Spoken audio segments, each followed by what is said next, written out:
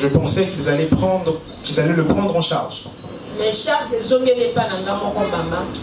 Des récits poignants de consternation, de désolation et d'inquiétude ont été partagés ce 26 juin à Brazzaville à l'occasion de la commémoration de la Journée internationale de soutien aux victimes de la torture.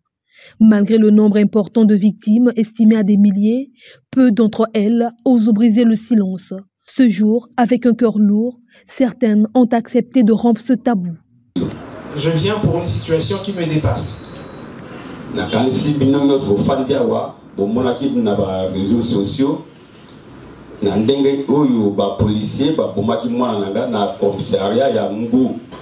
me demander qu'on va enterrer l'enfant demain à 8 h parce qu'il était déjà 16 h.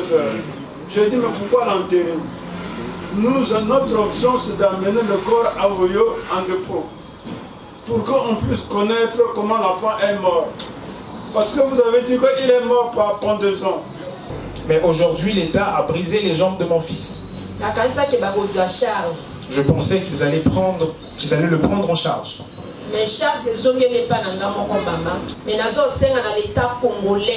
je demande à l'État congolais.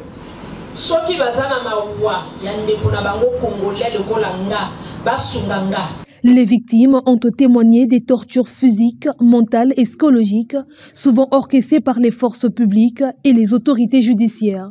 Les interrogatoires violents, les détentions arbitraires et le refus de soins médicaux sont autant de réalités que les victimes ont vécues dans les postes de sécurité et autres lieux de privation de liberté. Ma moto est assurée, j'ai le permis de conduire, j'ai la carte grise, j'ai tout. Je vois leur véhicule arriver. Ils sont descendus comme s'il y avait quelque chose qui passait. Ils m'ont amené au commissariat. Quand nous sommes arrivés là-bas, ils ont dit, moi, je dois payer 34 000, mais en dehors de 34 000, on doit me fouetter. C'est là que ce lieutenant est parti, ils ont pris maintenant leur matraque, sont venus, ils m'ont amené dans les toilettes. Et c'est dans les toilettes là-bas qu'ils ont commencé à me taper comme un torturé, comme si je ne suis pas un humain. Je ne suis pas un humain. Et c'est là qu'ils m'ont fracturé. Les deux, nous avons passé. Malgré les dénonciations, les lignes et les codes semblent ne pas avoir bougé, ce qui retarde les verdicts de la justice et prolonge la douleur des victimes. Mon œil gauche a été crevé au commissariat sous ses instructions. J'ai été malmené, conduit à une patrouille nocturne de 10 h jusqu'à 18 h en train de saigner. Après, à 19 h, ils sont allés m'abandonner au CHU de Brazzaville. On avait d'abord auparavant saisi la doyenne de juge d'instruction en date du 24 novembre 2023. Les prévenus ne venaient pas à comparaître parce que le capitaine commandant de la BCIR, M. Obo Ramos, l'avait déjà dit qu'au Congo, nous n'avons pas une justice. Le 9 décembre 2024, nous devons avoir le verdict. Le procureur de la République, Oko Ngakala, et le président du tribunal, Oko Désiré, et son adjoint Oko Jikel, ont contenté de manière bananière à retirer mon dossier. En soutien aux victimes, le Centre d'action pour le développement, la Fondation Ebina, la JPDH et la plateforme Congo Maison Commune se disent ouverts à toute victime de violation des droits humains et appellent les autorités congolaises au respect de la Convention de torture et de la Déclaration universelle des droits de l'homme.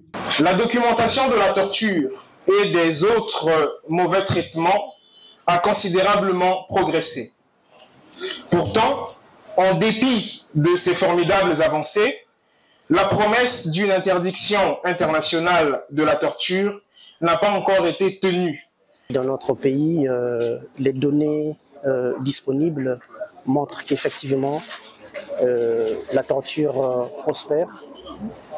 Et nous pensons qu'il n'est pas du tout acceptable qu'en 2025, que cette pratique et que ce crime continue à être utilisé sans conséquence. Il est donc de la responsabilité de l'État congolais de créer des conditions pour arrêter le fléau de la torture. Et la torture est une violation extrême.